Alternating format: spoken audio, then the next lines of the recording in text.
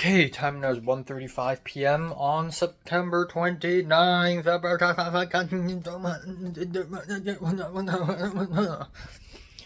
So, slept from 5:20 to 1 p.m. Um, yeah, that was really late. If it weren't for the cockroach last night, I think I would have slept a little earlier, just a tad bit. But yeah, I hope that cockroach is the same cockroach I've been fighting since 2 weeks ago. I hope it's not some new cockroach because a cockroach colony is the last thing I would want in this bedroom. You know, this bedroom is on the third floor of the building. You can't do this to me.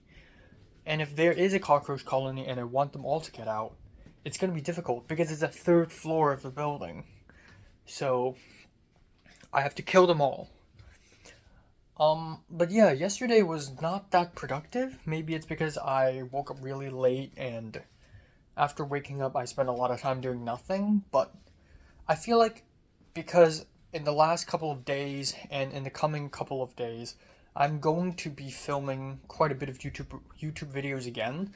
These YouTube videos are once again occupying a lot of time for me. So, yeah, for a while last week I was actually feeling a bit productive because I didn't film as much YouTube videos. But now, especially with homework assignments coming up, it's a little too much again. Um, but yeah. Last night I couldn't even do the laundry. I've been wanting to do the laundry for like 3 days, but I can't because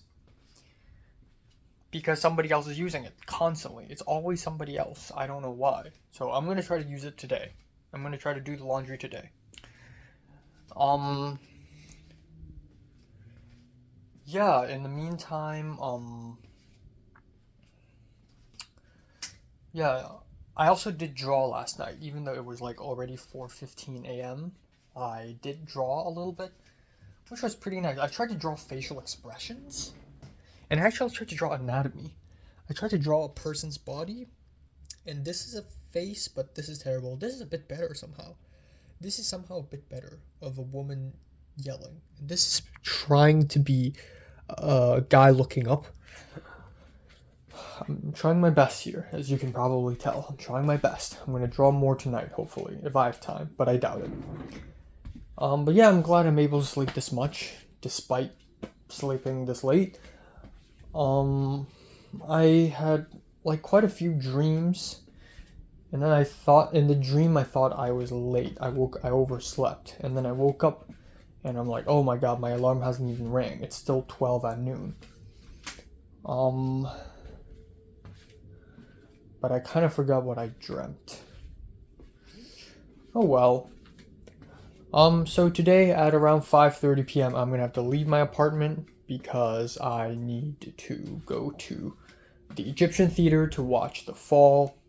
I also want to go early because I this is not reserved seating. I need to go early to grab good seats, and maybe I should go even earlier, 5:30. 5:30, and if I arrive at 6:30, then I would have a whole hour before the screening begins. And I also want to check out the Arrow stand, which is I don't know if it's real or not. I'm only basing this off of their Instagram story, but there's a stand and there's going to be Arrow Blu-rays if they sell it on a discount. Hell yeah, I'm buying some. So, yeah. I didn't do any assignments in the last 2 days. I got to start doing them today. And yeah, I think that's pretty much it. I'll have a big fat lunch and then I'll have dinner after I come back home, which is going to be around 10 p.m. or 11 p.m. Um, yeah. So breakfast is going to be 2 chocolate chip cookies. I think I'll eat the same breakfast tomorrow morning because I don't have time. 2 chocolate chip cookies for breakfast. For lunch, I'll have the chicken parmesan. I'll eat half of it, which is 360 calories. No worries. I'll Add a slice of pumpkin bread, which I'm real excited to try. Add a slice of pumpkin bread and some cucumbers for salad. Then, for dinner, it'll be the peanut noodle salad thing. And maybe I'll eat some smoked turkey. And then I'll finish off a yogurt that I ate last night. And that's definitely more than 2,000 calories. I'm done. So, yeah, I actually ate less than 100 calories yesterday. Fun fact. Oh, less than 2,000.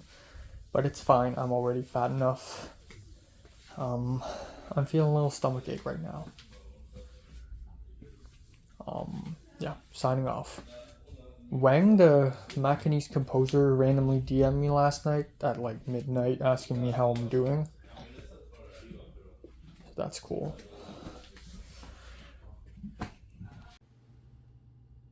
It's Trader Joe's pumpkin twist.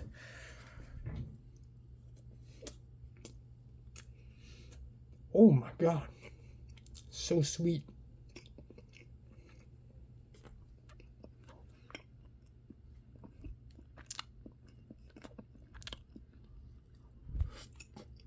Okay.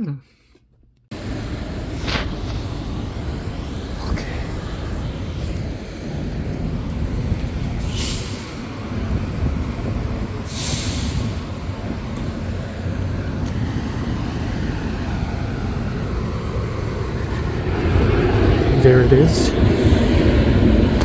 The metro station.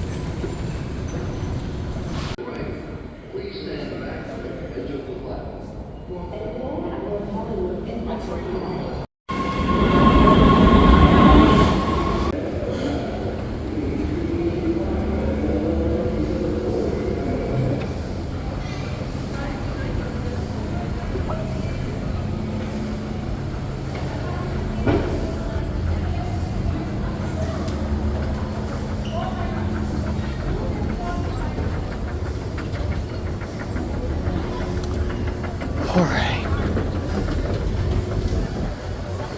Oh boy, welcome to the land of trash.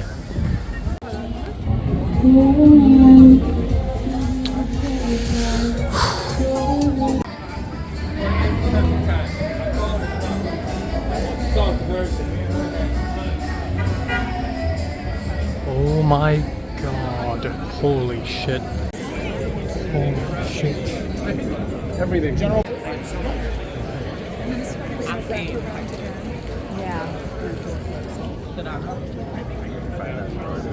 Be ready to scan. Thank you so much. Perfect. Amazing. Thank you, folks. We got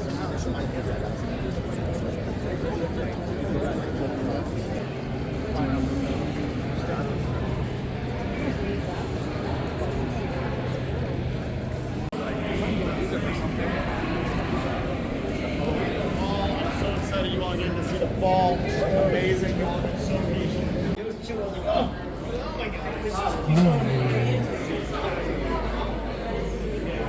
Where's the lobby? I was so disappointed that more people didn't see it because I really wanted another one. I pre-ordered it as soon as it came out. I love it. These games were not too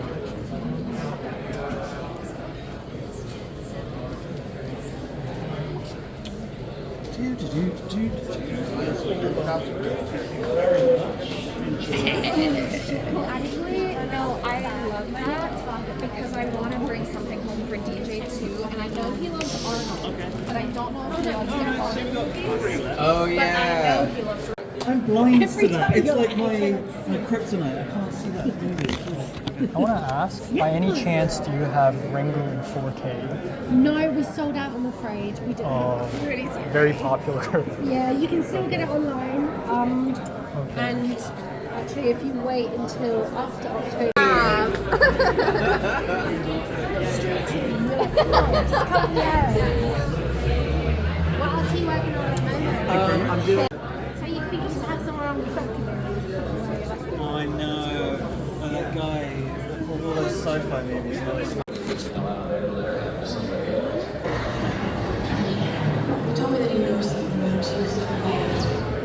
have got to get that surveillance equipment working. Lucky he wasn't a bank robber.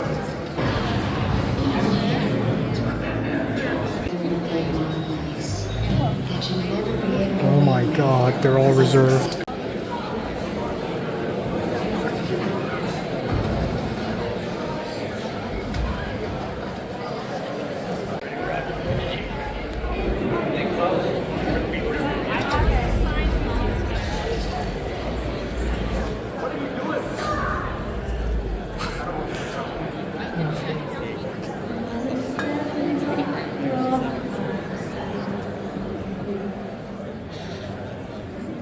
Like he had just forgotten that guy. But it also made him think he just forgets.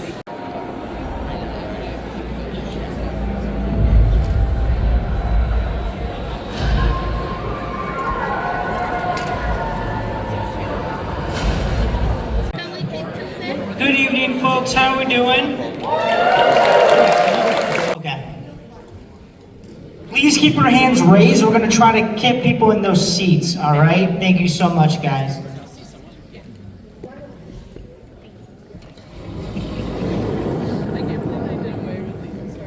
It's dark.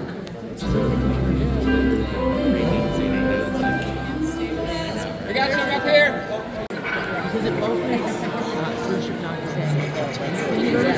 But also like something that you can go to the beach and do shots as the doctor during the day, and you're just like, wait a minute, I don't think you can do that. You can't do that today.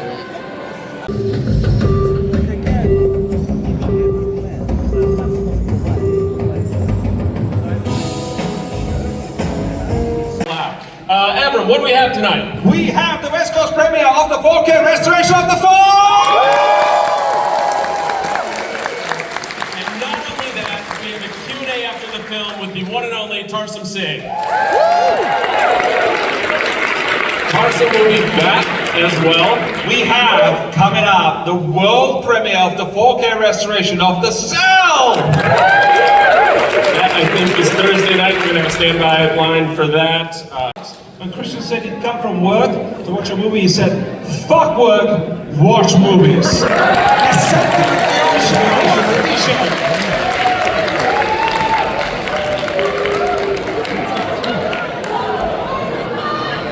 In the back. Here's a training in the back. Up to the quiet workout. Tarsum Singh.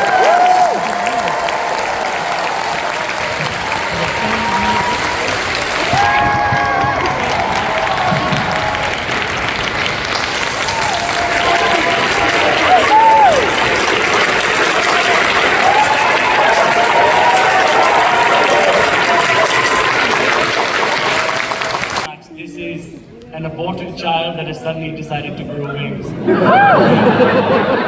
All I can say is, just for a show of hands so I can understand, how many people have seen the movie before? I hope not probably from some bad Chinese site or something. I hope not on your telephones. Just for the people who've shown up for the popcorn, I swear it's not that kind of film.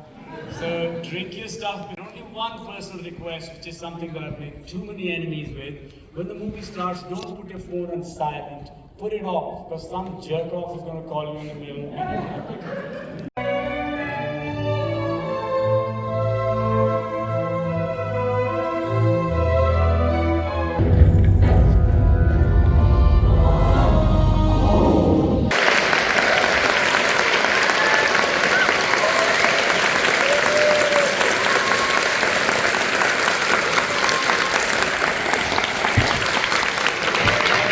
Let's keep the applause going. We welcome our director, Tarsum Singh.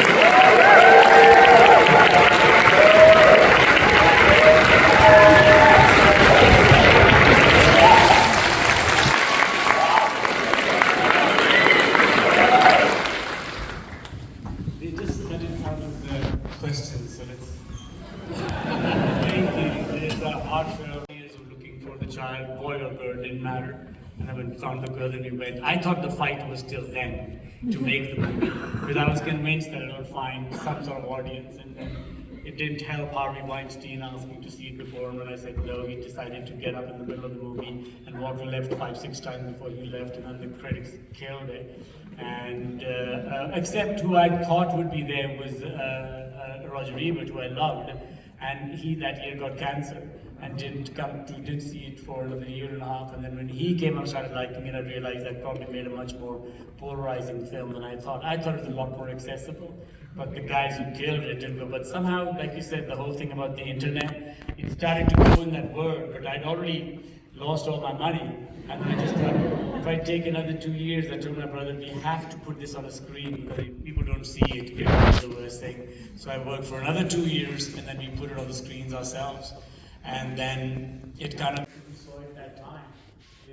They kind of have become critics, and a lot of the old critics died happily for me.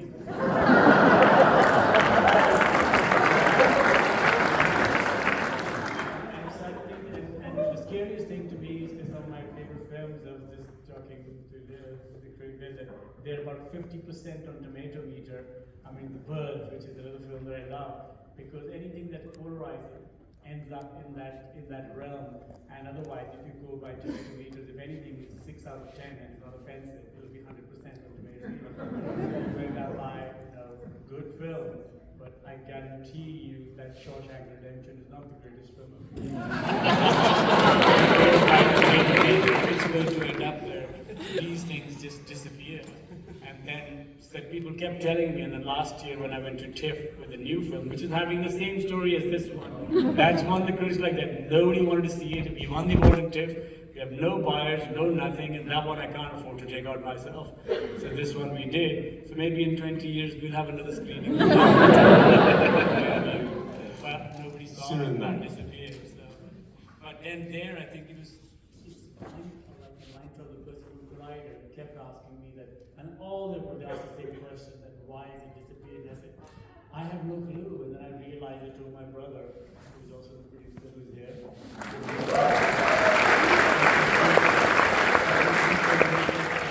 Is there anything we can do to get it out there? We owned everything about it. And then I think we tried every approach that we could to Criterion or anything, but just had no access to nobody.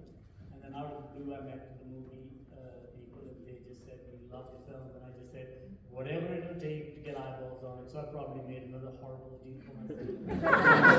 So that you guys could see it and then tell more people.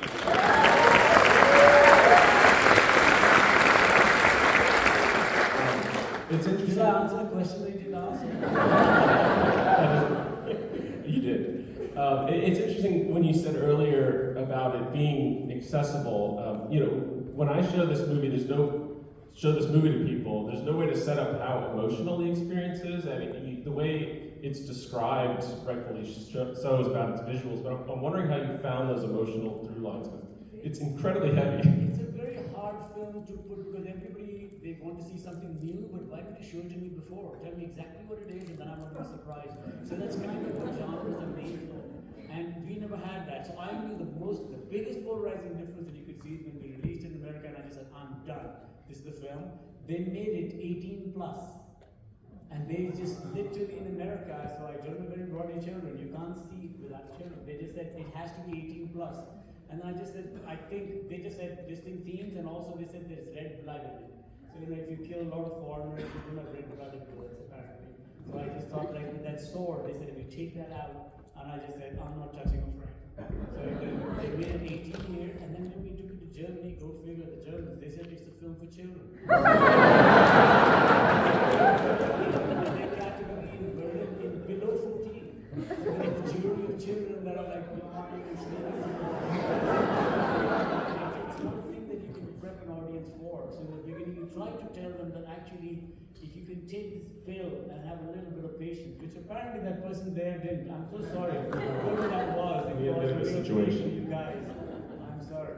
But I was just wondering, whatever it was, you take that pill, you're in for a trip. And it takes quite a lot of warming up. But if you sit through it, and especially the large screen, will let you do that. You're kind of taken by the images and you're thinking it meanders too much, where the fuck is it going? And then you realize actually it has a direction when he takes out the bill. And then you kind of know if you go and then it gets darker and darker, but it is redeeming if you have an optimistic outlook.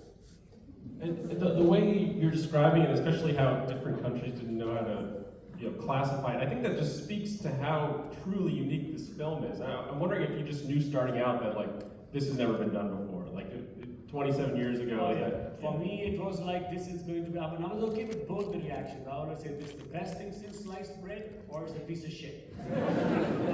It's the terror, it's comme ça. And unfortunately, people when they watch Tomato Meter, they think that the mediocre films are the worst, and they end up in 50%. Actually, the fear for you right now because a lot of the young critics coming on, it's actually recommended on the Tomato Meter. It's gone up, so I'm quite scared now. It's gone up to 62. Alright, let's try to bring it back down to 50. I'd love to hear about how you cast your Alexandria. I mean, it's just one of the most remarkable children's performances. She's so young. She's learning English in real time, right? So how did you find this person and how did... Well, I'd been doing that for about 7-8 years. Whenever we were shooting commercials, I'd give people a thing and I would tell them, do not pull a child out, just go to a class and point the camera and talk to the class and tell them stories and I'll find my child. And then I was in Romania when somebody showed me and I saw this girl and I went, and I tried this, like I said, when you don't have any money ever and you really want to abuse children, cast family. I tried really hard using my nieces and nephews, but they just weren't the right age. And when I saw this girl, I was just thinking like, why? And she was 6, and I realized experimenting over the years with my nieces and nephews, which I did a deep forest video, taking them around 10-minute stories, I realized 4.5 was it. And after that time, they kind of know what you're doing. And then I had to wait till about 8 or 9 when you could actually find incredible actors or actresses. And I just thought, okay, so that's the age. And this girl was 5.5. And I couldn't figure out, and they told me, oh, first, she doesn't speak English. So she's trying to understand what the person, I realized that not knowing the language bought me another year. And I just said, that's the girl I want. Then I went out there and I did one little test with her, and I only apologized to 2 people in this whole film. One was the mother, and I told her in the beginning that this is going to look really hard to you, but where I come from, we think children are a lot more malleable and ductile. You can beat them into any shape that you want. Adults have a problem. I think nothing physical will ever happen, but when you see a child traumatized, you might start crying. And can we talk about this earlier? So I made that thing earlier with her, to just know that when she goes, I will work with her and everything. We shot the movie in sequence when I realized this is what's going to happen. The first day she saw him is the first day she saw him. Second day she saw him is the second day. I only wanted to shoot this movie in sequence because she hadn't acted and I didn't want her to act. So I just kept her away from the actors. And I tried one scene with her and I just told my brother, sell everything. We need to make it immediately because in 3 months she's a different child. So when we ended up with her in South Africa, that helped. So it's the kind of thing that it's a very natural performance because I've only seen this ever happen in cinema once. It's a French film called Ponette. And when I saw that, I was thinking, and of course the girl's 4. So I couldn't figure it out. So this bought me the time, a year and a half. And I thought, okay, she can do whatever she wants as long as she roughly knows where the story is going. And then if you know that, then let her meander and we'll go the correct direction. The thing of it was, I mean, there's something that I always say in Hollywood, don't act with animals and children because they'll steal the show. But, I mean, I know everybody loves Lee Pace, but you cannot imagine what he's doing here. Like, if I had to one time ever do another commentary, I'll just show you what, because she's allowed to do anything she wants. When she moves, he has to light her.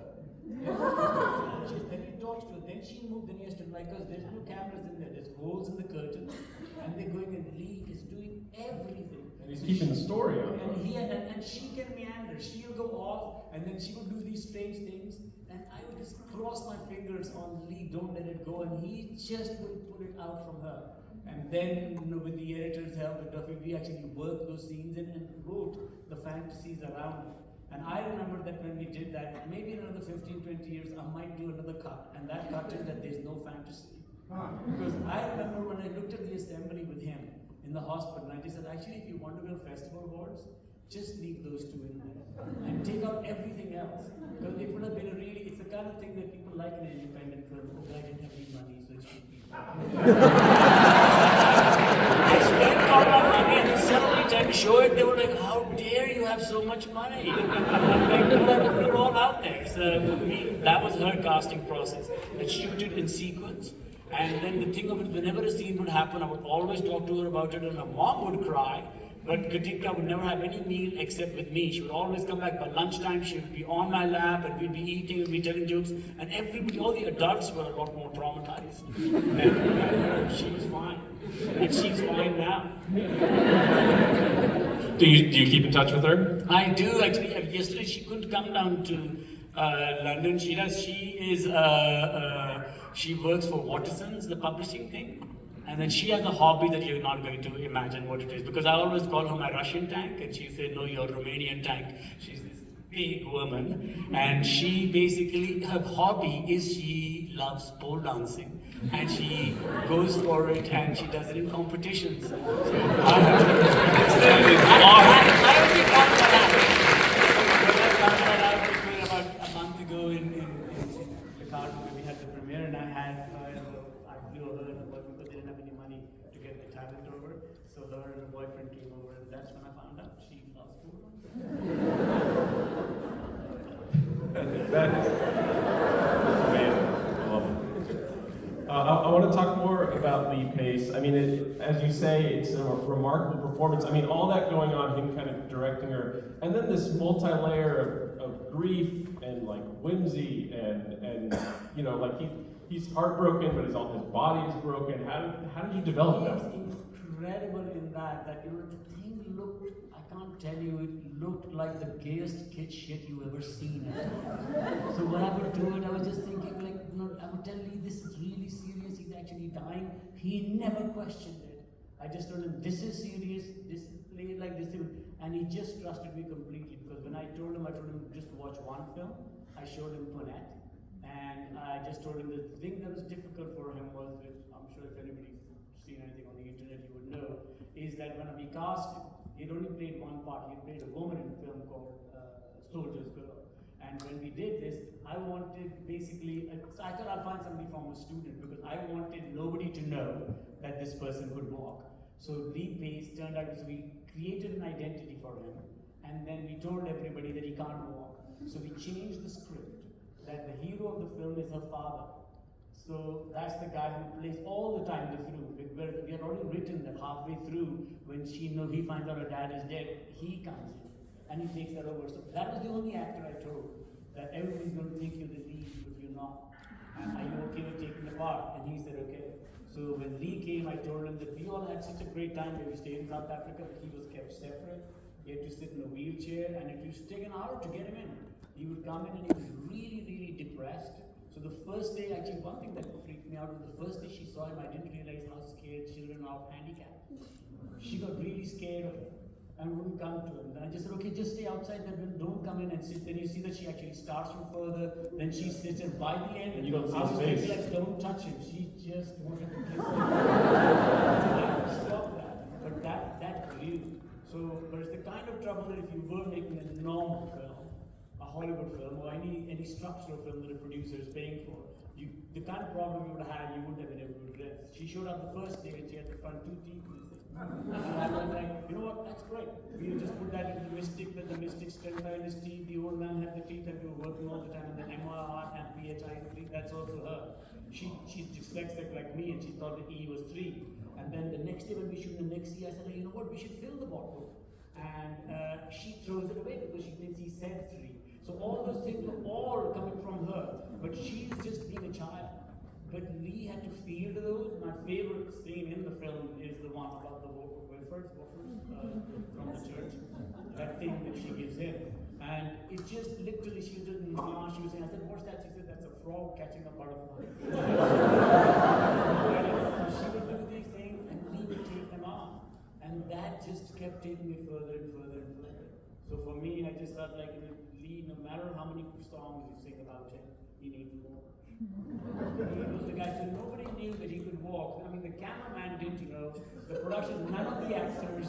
So when he would come come and it would take about an hour to get him into position and act. And this wasn't really, to be fair, it wasn't for method acting or anything. It was for the child.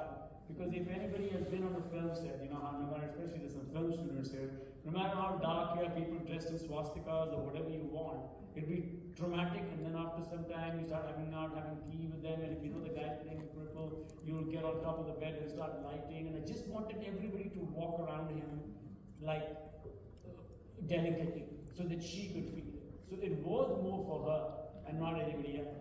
And then on the day that he said that he could walk, I was thinking, like, I forget, there was an Indian, a guy about 8 years ago who was trying to stand for politics against Trump. He was a Republican who was going to announce, and he thought he'd tell it with his family, and he said, like, I'm going to run for president, expecting some really good reaction. They kind of went like, yeah. That's what happened to her. I was thinking, like, they didn't tell her he can walk when I said that, you know, he can walk, and because every day was so incredibly weird and different. She was like, oh yeah, that's just another thing. The guys, the crew, the cameraman, I've been with him for 18 years, he was my older. And just 2 weeks before shooting, I upgraded him to be the cameraman. He had never shot anything before, and I just said, I know exactly what we're going to do. Just bring us. He said, and he wasn't confident, so I told him, okay, we'll do a commercial. So we did a commercial a week before. I said, good? He said, good. And I just went in, and I knew how I was going to grade it, and I had it for 17 years. I knew exactly what we were going to do. So I just left that to him. But Lee's thing, when we told him, everybody was like, you know, shocked and crying, but Katinka was like, wait, like, oh yeah, what's for lunch? But actually, there was around the world. I had a rule, which is why I changed my cameraman at the last second. It was my college professor who did the cell with me, who was supposed to do this. And then towards that time, I told my brother that we make one deal with everybody, which means the loader, the focus puller, the janitor, anybody who does anything, everybody had the same paycheck and the same contract for travel. So we all traveled first class, or we all traveled economy. And all I can tell you is people will lie down in front of a truck for you if you don't, if they think that there's nobody getting special treatment. So we all went at the time in India where this is Fahrenheit country, right? Yeah. So when we went out there the first day of shoot, it was 118 degrees Fahrenheit while raining. So that was you think you know what that temperature is, you don't. We started shooting there, but the only difference was with the crew, that when they'd go back, there was this hotel chain that they closed at that time because nobody ever wants to go there at that time. They I think it's $2,800 or $3,800 US per night for the rooms. I got them for $90. So these crew had private pools. So they didn't give it because we had that in the contract, that everybody stays exactly the same level and we travel exactly the same. So that was one thing I had going for me with the crew, that wherever we went, they were incredible. And it's a group I had worked with for close to 23, 24 years. I did lots of commercials. I blew all my money out. And then this is self-financed. It's all self. Not a single dollar from anybody else, and that's not. And when I was trying to show it to people, I was trying to bring a box for you guys, but I couldn't find it in time out here, which is because when I had to pitch it, Fincher would help me to go and talk to people to see if they were. And the problem was I would say, they would say, is that the script? It's like 20 pages. I said, no, it's not really the script, but I have this box. And I said, this is the things that she stole. And I would try to tell the story, that's not the conversation I had with the producer. And they said, so when are you shooting it? Like in 3-4, and I was like, maybe 20, I turned up at 28 countries. So they were just like, it was never going to happen. So when I saw her, I just said like, and the closest thing that happened that time was my girlfriend had dumped me. And I just thought, like I was saving all this money thinking I'm going to have children, stay with this one now. I have no idea what the money's for. So I just told my brother, just cash it and this is 2 tickets to immortality, it's your genes or your means. So the genes aren't going to make it, let's have the means have a go. And that's what we did. So we just put it all into that film. So what was the question? Location. So, but I cannot tell you any of those stories because they were horrendously wonderful. The reason when people look at this, they go like, oh, why are you shooting green screen? Why doesn't everybody go there and everything? It's not possible. I couldn't do it. I don't think anybody. You need a crazy person with a crazy time in his life with more money than is good for him. And then you can part the two. But so for me, that was the only thing that for the travel, I just knew that I had a rough idea. So I shot her part immediately in India. And then I thought, okay, what is these guys' backstories? Then I started thinking, this guy's backstory is this, the Indian is that. So all that took another 4 years. Wow. And the locations are very difficult to get to. And all I can tell you is when you're a location scout or anything, the first thing you look for is not the location, but where will the trucks park, and then where everybody else stay. But then you look, is there a location nearby? And this one, I just went, this is the location, I'm going to work it out. And we just went on this magical mystery tour, and just everywhere we went, that was it. It's just like, I don't think anybody can choose. In fact, to do the poster, which for 2 years after everybody killed it, nobody would take the movie for free. I worked for another 2 years so I could get it on, I think about 10. Ajit Singh was it 16 screens? For US? Yeah, so I tried to get it on about 16 screens. So what I did was I just thought like, okay, after 2 years we'll take it out on those screens. So I thought I'd do a poster, you know, where Wallace gets killed in those steps. That is, if anybody knows, that's actually a well. And they are about 300-400 years old. So I was going somewhere and I saw these cows drinking all these battle. And I just said like, what's that? They go like, oh, this design, it goes down. And I get, well, how old are they? They're about 400 years old. And I just said, how down do they go? He said, oh, way down. I said, how down? I said, wait. I said, what is it? They said, basically it was for taxing purposes. From about 300-400 years ago, they knew where the water level was. So the water level from the range went from what to what you walking down would dictate on how much the taxes should be. So I said, to find out a place where there's a drought. They said, yeah, but it's bumfuck nowhere. And I said, good, let's go. And I just said, I have to shoot here. And then when, of course, they had been there for 4 years, nobody's ever shot there in any Bollywood film or anything. And then when we did it, 2 years, everybody had heard about it in Bollywood, and they just went there, they said, he shot this thing, I guess it's cool. So they'd come there with like 300-400 extra people down. Out of that location that sat there for 400 years that nobody ever filmed. And the moment we filmed, I went out there to take a picture for the poster after 2 years, and the guy who was the guide out there, he was telling me like, I'll give you a guide out here. He was speaking only in Hindi, and I told him, no, I don't need it. I've been here. He said, no, I can tell you things. I said, okay. He said, then he started with the spiel. And somewhere in between, I realized he's talking about my film. He said, I know I won't do the Hindi thing, but he was basically saying like, oh yeah, there was a film here, nobody shot here, then somebody from Bollywood shot here, and then there was a film, the first film shot here was called Duffel. And after Duffel, and I was thinking, so me and my nieces and nephews, we call this Duffel.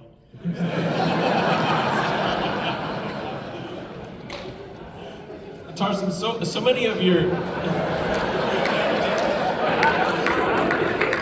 films always have images that like no one has ever dreamed of. Like elephants can swim. Like what the bed of arrows. How do you come up with things like that? I did a dry run for this film for 17 years, like I said. So I did a Coke commercial where the idea was that, and the same editor cut it, where an elephant swims up to a woman and she's sitting on a pier with Coca-Cola, and he puts peanuts there and he takes her Coke. Because I knew that elephant, and I said the idea is the same, that a donkey could walk up to a woman and give her a carrot and take the Pepsi, but nobody knew that elephants can swim, so the idea was to do that. But to go and get them, they won't swim if you tell them to swim. They usually stay in these islands, like the Andaman Islands, they use them for lumbering, and if they can smell a female in heat, because they take a long time, they have one child per decade or something, so they will swim to her, so that's how it's been captured.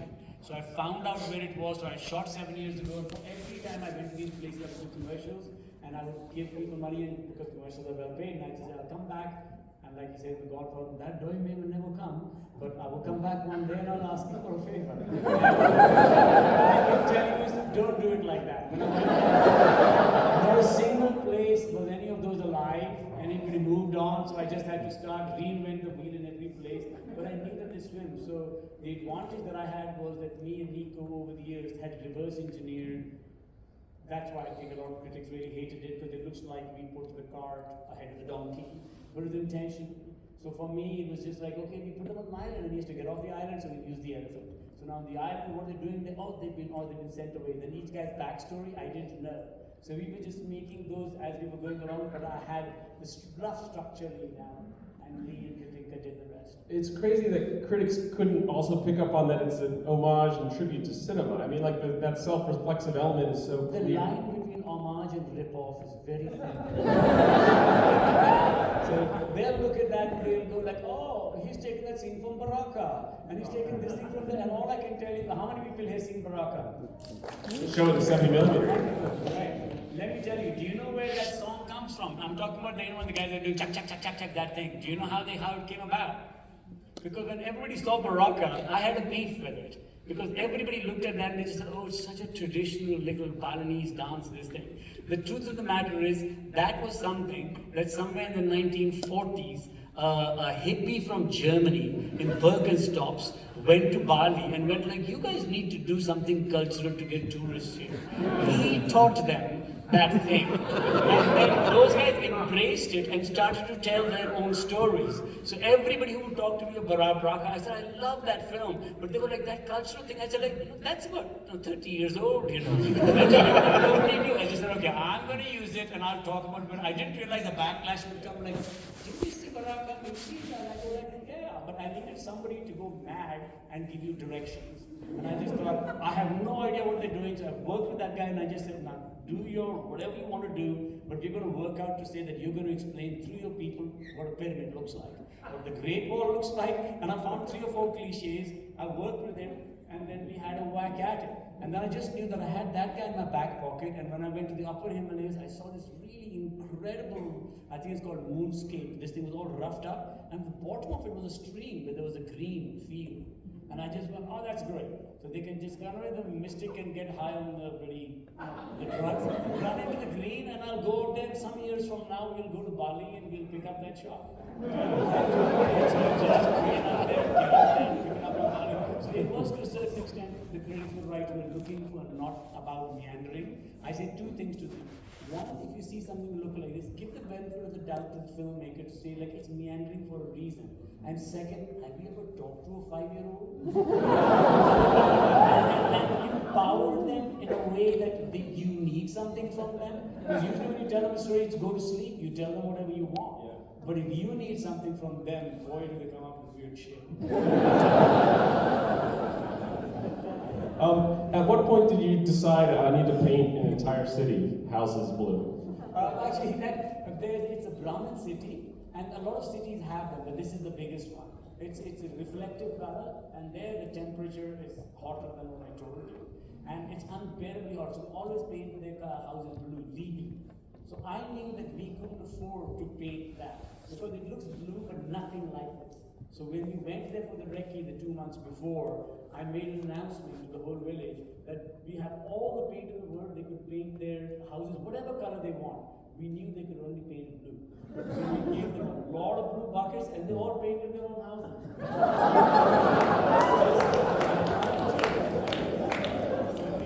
City, but you know, like people haven't painted a house for 20 years or 30 years. One is more blue than the other. But when we gave free paint, everybody just did it for us. I want to give the audience time for questions, but I do want to ask just to wrap up this part. Why this early silent age of cinema? Like, why did you choose that as the backdrop? A lot of people give me that credit that you really must like stunt people. I'm so sorry to say, actually, it had nothing to do with it. The original story, when I had it from, I was looking for a time where you can read the manipulation of a person's body language. And before cinema came along, before even literature, if you've ever seen to street vendors and all that, they will, or live musicians, when they play to a crowd for this God music, they use your body language to give you what you need. And every time it's different. But when cinema comes along, that's pretty much it. So I wanted to make a movie about the body language of the person, which is so transparent that you can see where the story needs to go.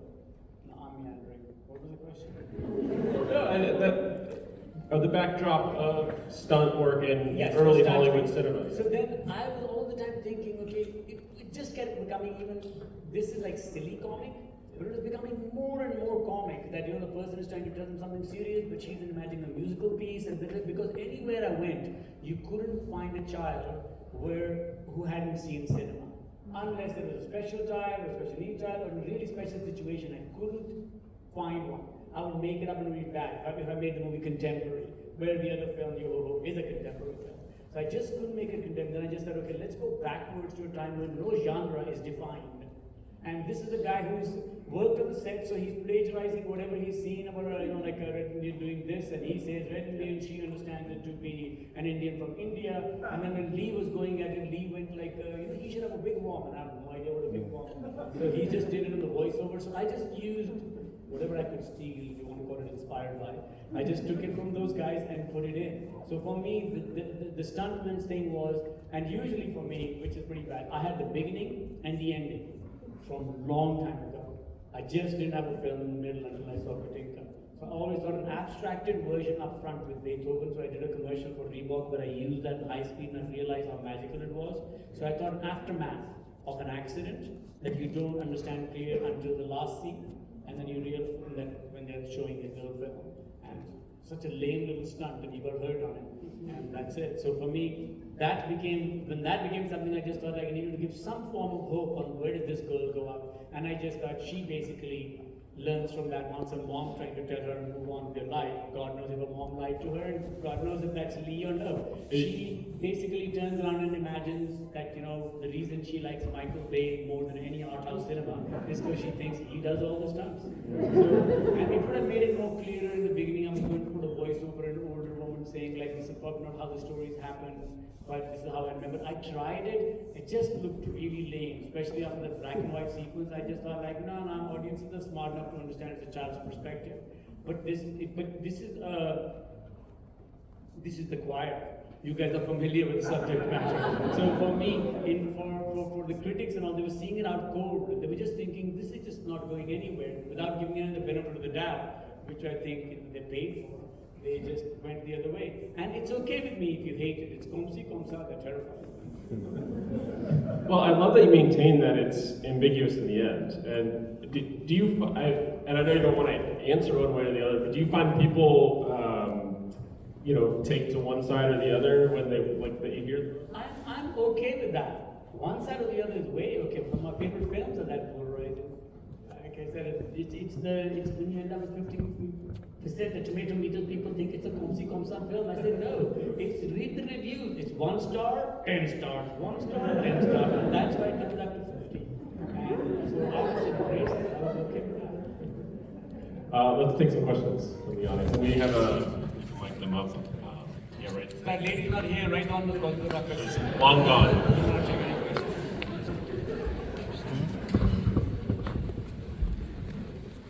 Hi. I actually want to ask about the process you went about to meet with Christoph and Wolfgang Laustin for the stop motion sequence.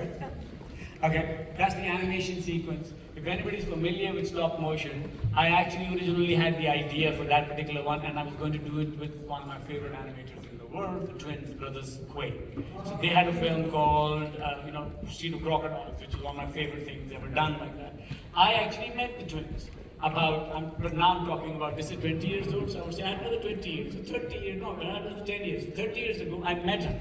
And I told him this is what I have one day, again, one of those Godfather lines, and that day may never come. But I have a favor. The mullet, you're the guy with the reactions, I loved you. I had a feeling, I was definitely wiping my eyes a lot, so yeah, thank you for making me cry.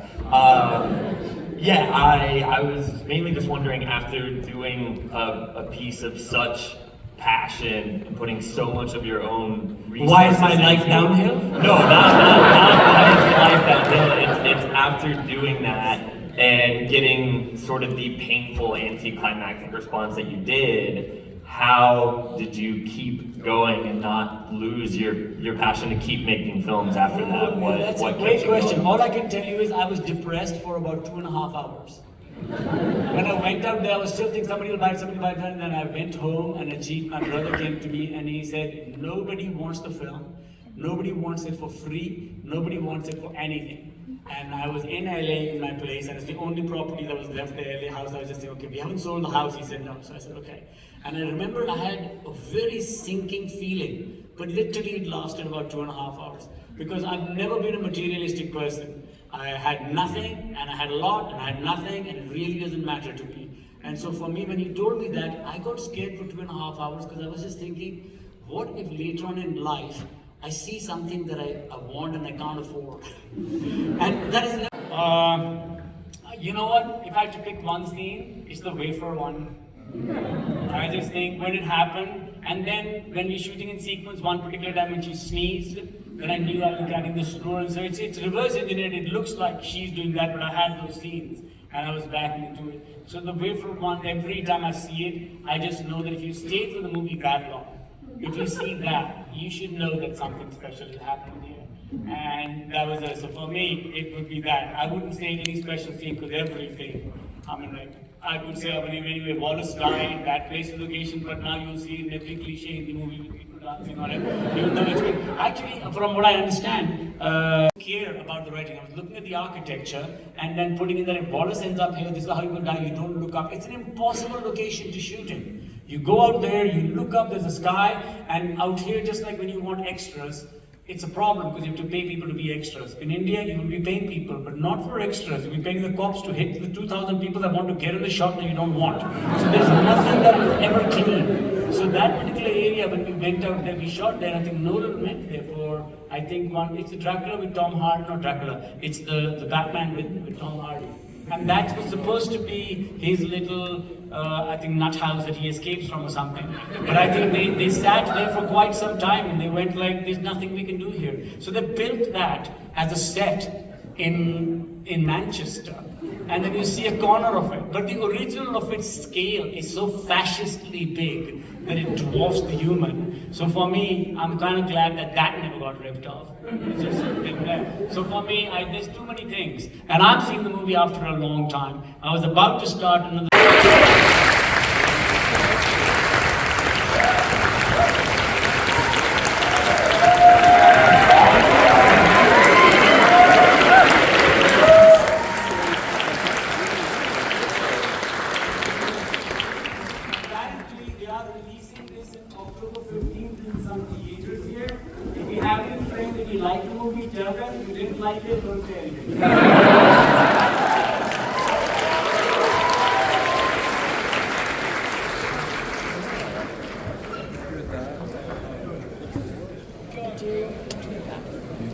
Oh yeah, you do? Yeah.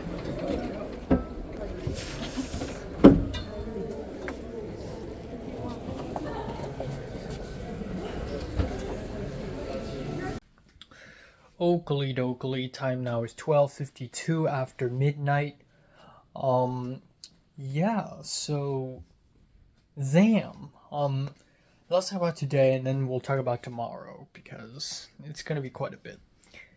So, today was nice because again I get to sleep a lot, even though I woke up by an alarm. It's still enough. Like it's still nearly 8 hours, so that's enough for me. I had a good sleep, I had a good breakfast, I had a good lunch, and I successfully watched 4 episodes of anime plus a very long anime review. And then at around 5:45-ish? Yeah, or at around 5:45-ish I left. Which is not great. I wish I had left like 15 minutes earlier. But I feel like it wouldn't have made a huge difference anyways. But if I left 10 minutes later, it would have made a huge fucking difference. So I left, I walked to a bus stop, took 204, and then I, goddamn, I really do need this, do I? Okay. So I took bus 204 and then I arrived at a metro station near Koreatown.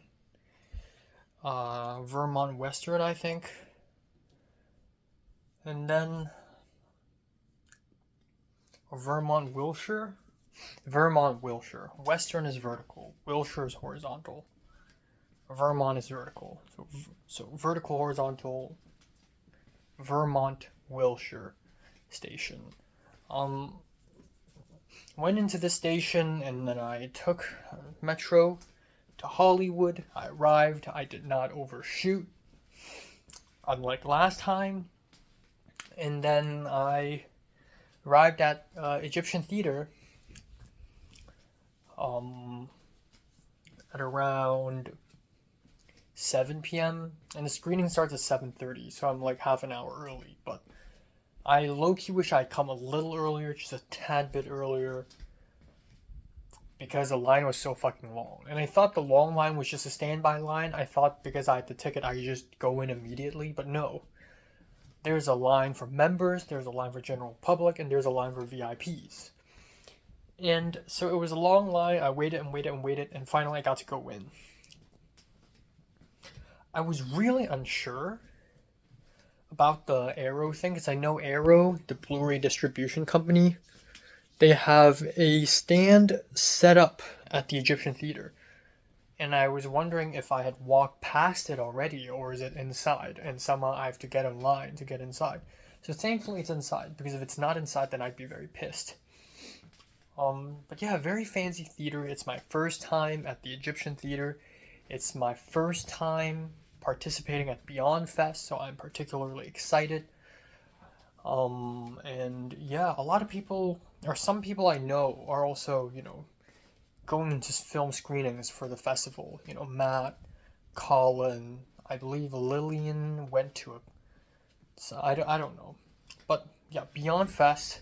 So I lined up, I got in, and lo and behold, the Arrow people are there. And it's two people, a man and a woman, in front of a big table. And all the Blu-rays are sort of laid out, like it's a yard sale or something.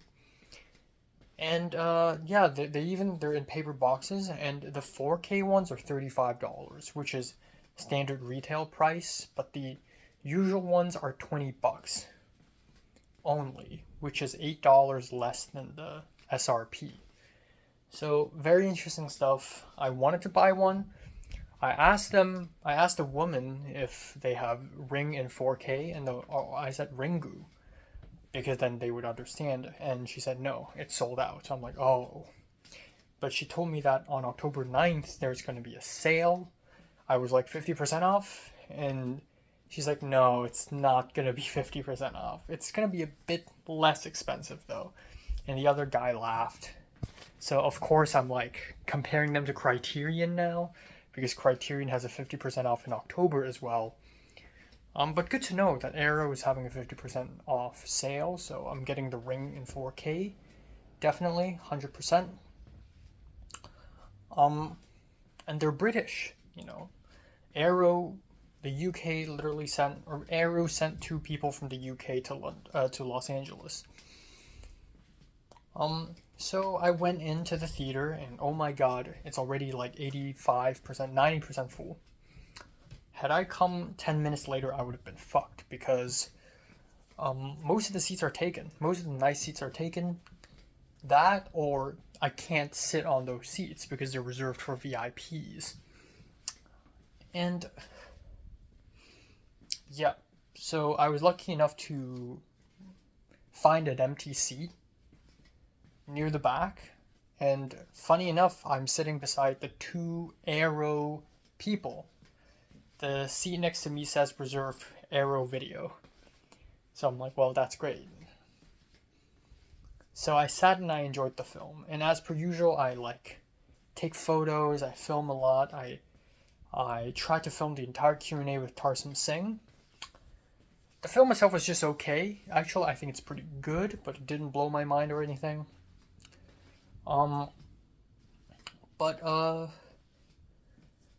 Yeah, the Q&A was lasted for 40 minutes long, and then afterwards it was already 11 p.m. During the screening, I secretly filmed, and I think it's the second time it's ever happened to me, where somebody noticed me filming and stopped me.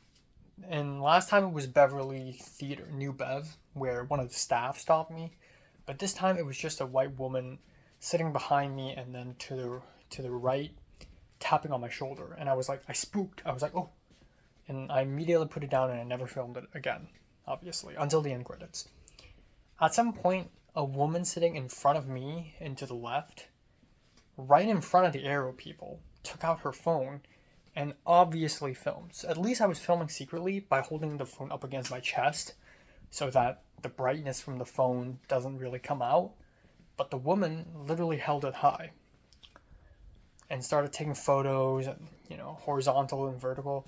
And the white woman behind me was like, could you please put down your phone? And you know, I get it. I also hate it if I make a film and people are using their phones, but like I'm taking just a little bit of videos of the film because I'm enjoying it, you know. I'm not texting. I'm not playing a video game on my phone. But yeah, I think it's just had I sat somewhere else in the theater, I probably wouldn't have had been stopped, but oh well. So yeah, I left. I didn't buy any Arrow films. I almost did, but then I thought I don't need to right now because I'm trying to save money. But not gonna lie, yesterday I did calculate how much money I've made theoretically from the ALI job, and so far it's like $130 something, which is pretty good. That's about 10 meals, home cooked. That's about 6 Criterions. That's also, in terms of just regular Blu-rays, I guess it really ranges. But yeah, that's like 3 to 4 expensive boutique Blu-rays. So honestly, that's not bad. So yeah, afterwards I took a Lyft and went back home. A shared Lyft. I waited a while, but again, it works. I saved like $13. If I just go back home with a normal Lyft, it's $26, but I use share Lyft and it only cost me $13. So, hell yeah. That's very smart. I'm loving it. That's a great loophole. So, yeah. That's it. So a couple more news. One is last night Michelle went back to CMD because they're doing some film club event stuff, and Betsy talked to a huge crowd of people about film club, and she mentioned script writing club, and she mentioned me and Thomas. So fun fact. But she didn't say anything else. Another thing is great news, huge news. Jing Chen DM'd me saying that the new build days are going to be October 2nd to 6th. Which is literally next weekend. So I guess we're back to the original plan. The original plan is first weekend of October. Well, here we go. So, wow, okay, shit, here it is. First of all, October 2nd is a Wednesday. I have classes. I'm sorry, I can't. October... yeah. So October 3, 4, 5, 6, 4 days in a row, I'm gonna go. That is Thursday, Friday, Saturday, and Sunday. Which means those 4 days, thank God I didn't have anything planned for those 4 days. Like, I didn't have Brutalist screening or any film screenings or whatever. So, yeah, 4 days in a row, I'm going. And this time the location is Hawthorne, which I've been to once. That's where Eric, filmed his thing. So, yeah,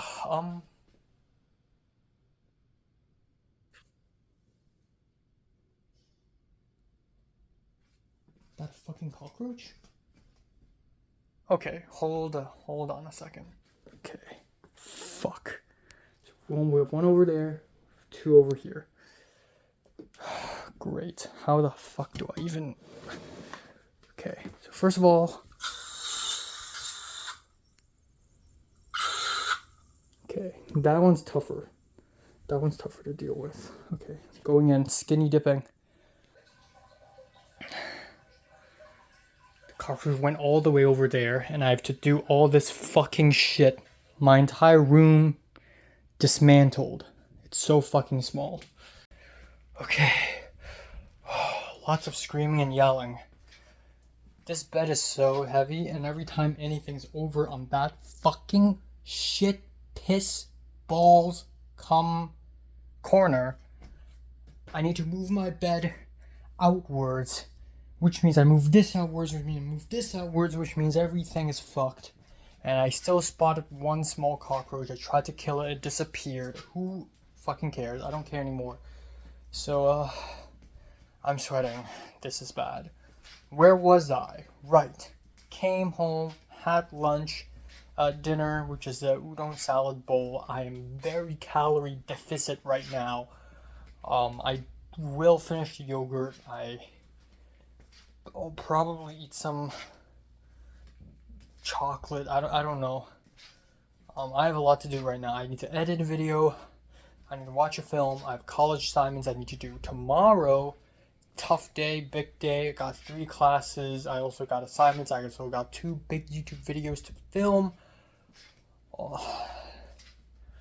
And I'm going to take some time out, go to USPS and pick up my Happy Together Blu-ray. I have to fucking do that. I figured I'm going to do that after my religion class, and then that's it. Nothing else. Spotlight, the USC Journal Spotlight, is actually hiring. They're looking for people to hire. And the application is due October 4th. No. Don't do that. Don't fucking do that. No, you bitches. Anything can fall in this room. This room is so carefully built together that one thing falls, the whole thing will fall. So like, yeah. Yeah, so I'm gonna apply, nothing else. There is a TAO meeting on Thursday night. I'm sorry, I can't go. I have a film set, which is probably more beneficial anyways.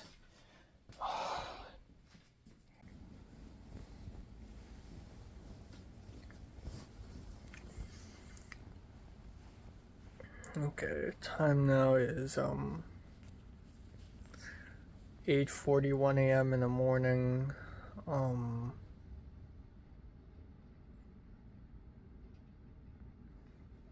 I slept from 4:50 to 8:40, which is less than 4 hours. Fuck me.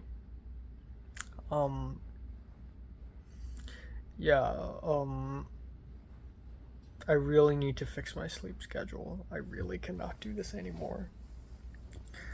Okay, so tonight, 3:30 a.m. Please. It's gonna be difficult because I have a lot to do. I couldn't finish the film I had to finish last night either. I have 2 YouTube videos to edit.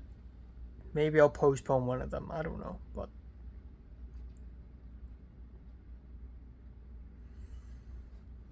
I haven't done any assignments. I have too much to do. But I gotta fucking sleep. Especially because I'm going to the build days, you know, for the short film.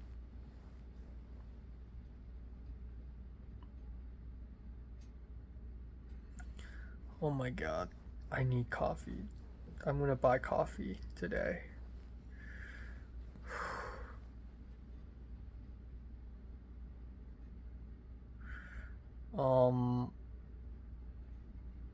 Yeah, nothing else. I can't really say anything else right now. It's basically torture. Going back to bed for 10 more minutes. I was having a nice dream and then I forgot what happened in that dream. Yeah, and fuck, 2 YouTube videos, huh?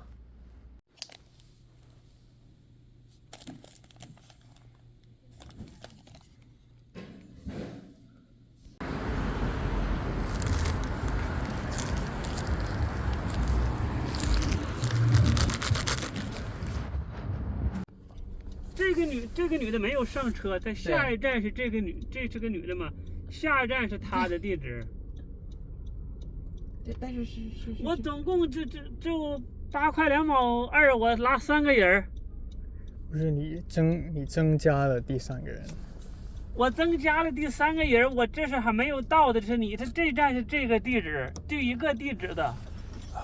算了，我加另外一个车，这个不是我的终点。那我也没办法，这上面没有你的终点，那我也没有办法。因为你不小心取消了我的终点，我看到了。没动，刚才就在这儿。刚才就是到站了一个，我不是到这儿来还没那个呢，还没点这个。这不还到这儿吗？还在这。对呀，不是，这是另一个人点了。点了。对呀，这是另一个人开始的导航开始嘛，在这儿开始嘛。点下一站。下一站0.7迈。那这个我给它灌上，这个取消了这个，咱还没拉下个印儿。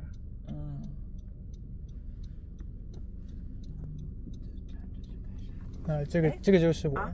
这是你的。Enoch ENOCH。哦，这是。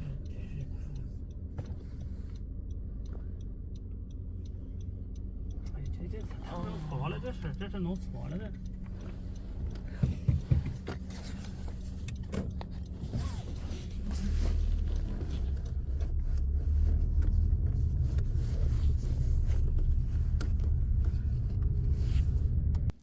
Okay, time now is 10:48 p.m. I'm gonna try to speak as fast as possible because I need to call Michelle like 3 minutes ago. But yeah, today is extremely tiring, and once again, because I slept for less than 4 hours, I'm dying in the inside.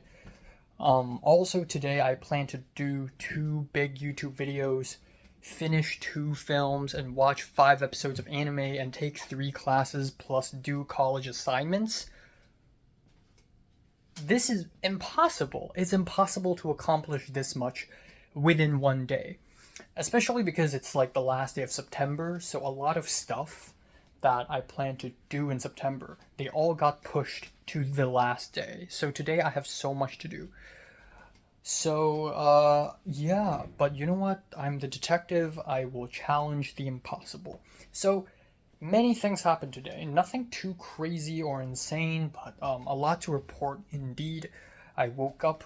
I wanted to take the bus to CTCS 200, film history class, but I missed the bus by like half a minute. So I'm like, fuck it. So I walked to school.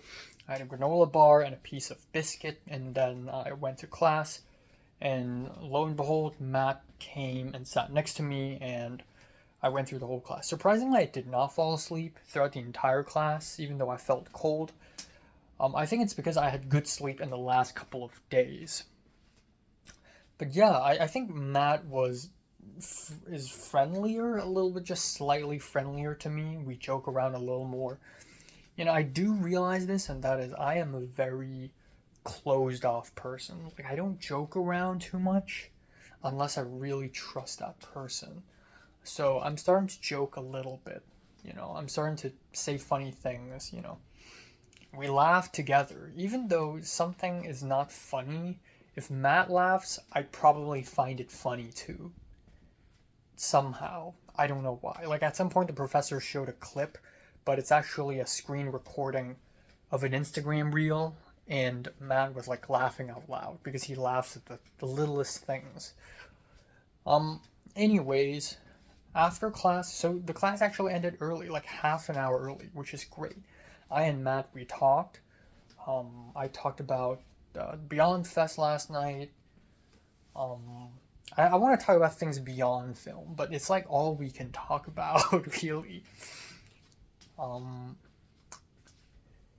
So yeah. Oh, at some point we talked about Joker 2 and the theatrical film symposium class, which I'm going to mention a little later. So I went to Trader Joe's, got a wrap, and then I went to Starbucks and got myself a white chocolate mocha. Big meal, lots of calories, maybe 900 calories, I don't know. Yes, it is more than 900 calories. Walked back to SCA, 3rd floor, the couch. Not the exact same couch I always sit on, but still beside. And ate my meal and enjoyed half an hour of lunch. In the meantime, I DM'd Jamie, the Chinese girl. And I asked her, hey, are you in the theatrical film symposium class? She's like, no. My friend invited me because I thought she's in it. Turns out she's not. But both of us also expect the class to screen Joker 2 this Thursday. And as much as I'm curious to see the film, Honestly, I'm not dying to see the film. I'm not really that interested. Plus, I already have a film set to go on Thursday. So you know what? Maybe not. Maybe I don't really need it. So who knows? Anyways, I ate my meal. I walked all the way to DMC and I took religion class. Today we have a guest speaker, and I thought he's gonna be a white American guy. Turns out he's a white British guy. And today is once again a huge, a 90-minute long Q&A again with him. And he mainly studies ancient India, but he also studies a little bit of, here and there. He studies a little bit of ancient China, he studies a little bit of other stuff, but his main focus is alcohol, drugs, and perfume, which is really interesting. But as expected, the class becomes kind of boring, and I didn't really speak up until the very end when I talked about ancient China and alcohol.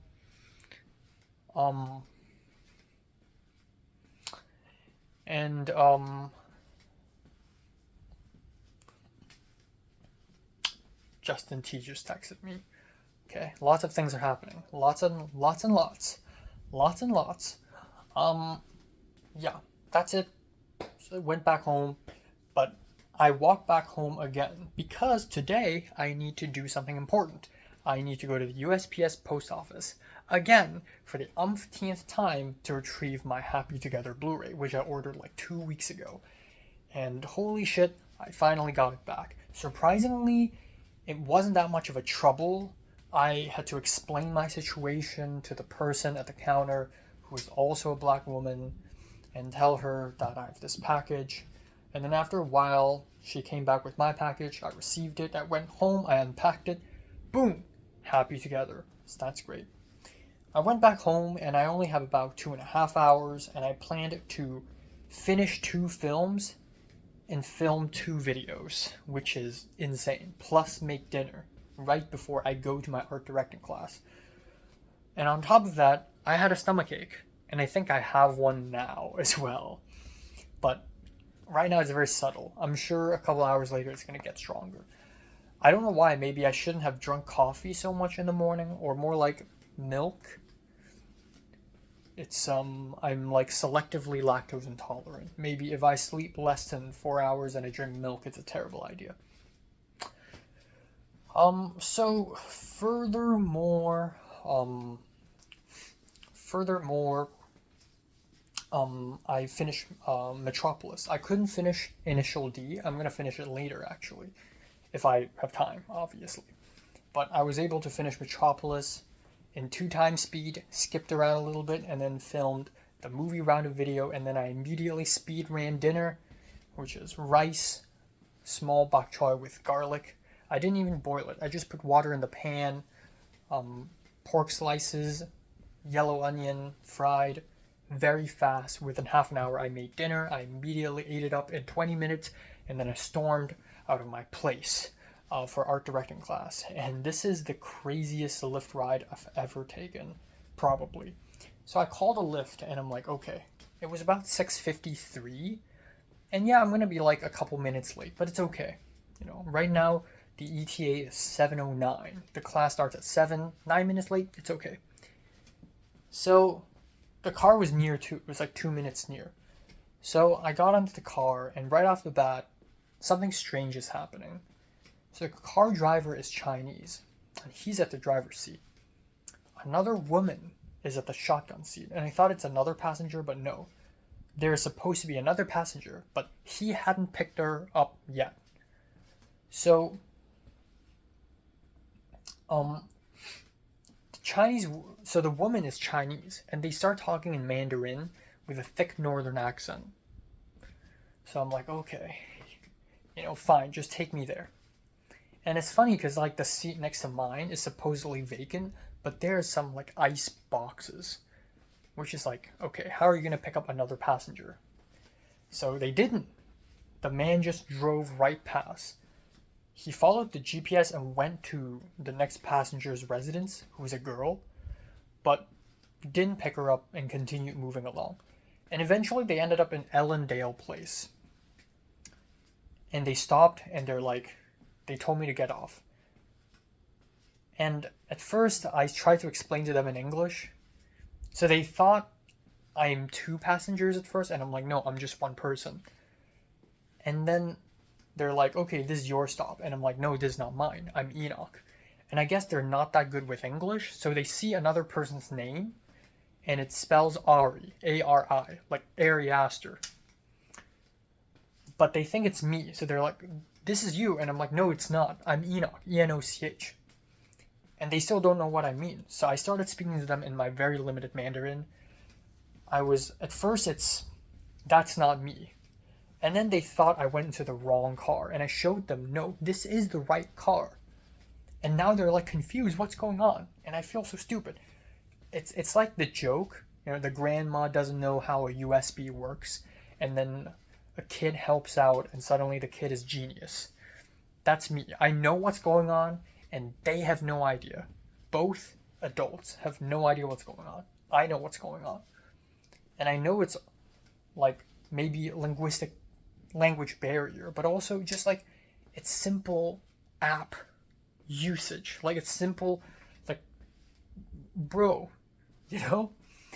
So later, they like explained to me, no, like this is your location. And I showed them my phone. I was like, no, my destination is much farther. So I started speaking to them in Mandarin, and then the guy freaked out a little bit and pressed some random buttons on his phone, and he accidentally accepted a 3rd passenger. And for some reason, because of that, the 3rd passenger snuck between. So there are 3 items on his Lyft app. As a Lyft driver, there are 3 items. There's drop off Ari, and drop off Enoch. And now suddenly we have drop off Ari, pick up Nikita, drop off Enoch. But because drop off Enoch is now pushed down on the list in the page, he couldn't see it and he doesn't know how to scroll down. So he thought I'm not there. And then he thought I'm Nikita.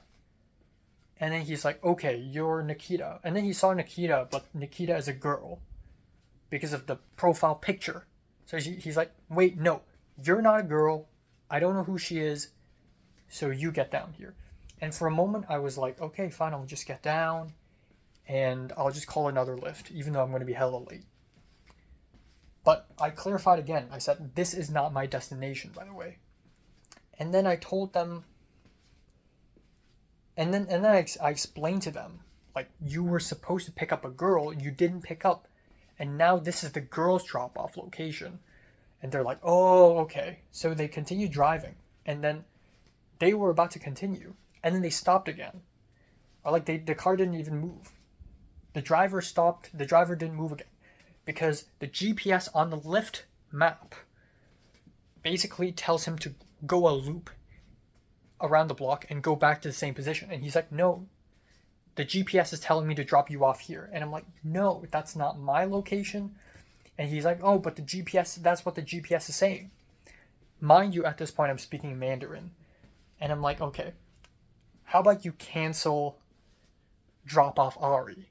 And he's like, what? Cancel? What do you mean? You want me to cancel you?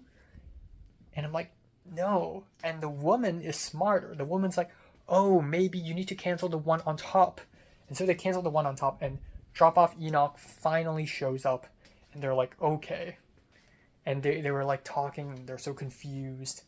Thank God I speak Mandarin. I saved the whole situation. But yeah, I gave them 3 stars.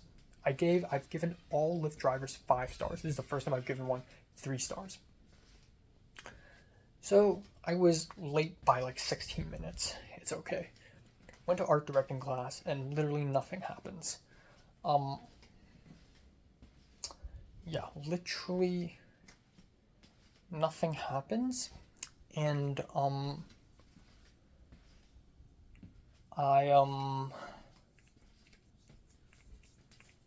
yeah, it's just this very boring talk about film history, like early cinema, moving pictures, and then like cinematography, like lenses and aspect ratios. Bro, I already know all these things. Like, I don't need to learn. Like, who do you think we are? I'm sure we all know. So I spent the whole class just doodling and, you know, chilling. I sat with Franklin. And then at like 9 p.m., the professor's like, okay, class dismissed. Because we finished.